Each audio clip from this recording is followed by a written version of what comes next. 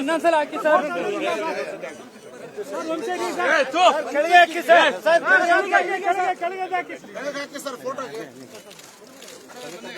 महाराज की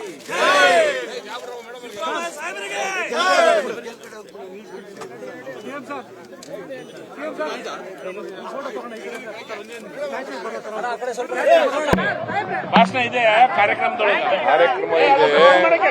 ಕಾರ್ಯಕ್ರಮ ಇದೆ.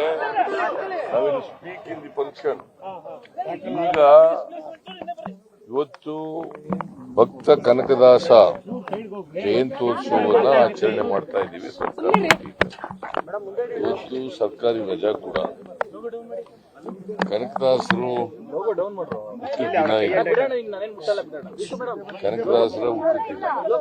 ಅವರು ಹಾವೇರಿ ಜಿಲ್ಲೆ ಬಾಡಾಕಳದಲ್ಲಿ ಜನಿಸಿದ್ರು. ಆಮೇಲೆ ಕಾಗಿನಲ್ಲಿ ಅವರ ಕರ್ಮಭೂಮಿ.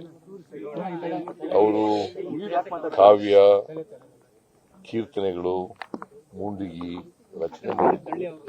ಅವರು ಬರೀ ಸಂತರಷ್ಟೇ ಅಲ್ಲ, ಭಕ್ತರಷ್ಟೇ ಅಲ್ಲ, ಅವರು ದಾರ್ಶನಿಕರೂ ಆಗಿದ್ರು, ಜೊತೆಗೆ ಸಮಾಜ ಸುಧಾರಕರೂ ಆಗಿದ್ರು, ವಿಶ್ವಮಾನವರೂ ಆಗಿದ್ರು.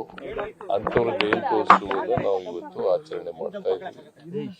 ಅವರ ಜಯಂತ್ಯೋತ್ಸವದ ಶುಭಾಶಯಗಳನ್ನ ಈ ನಾಡಿನ ಎಲ್ಲ ಜನರಿಗೆ ಕೋರ್ತೇನೆ.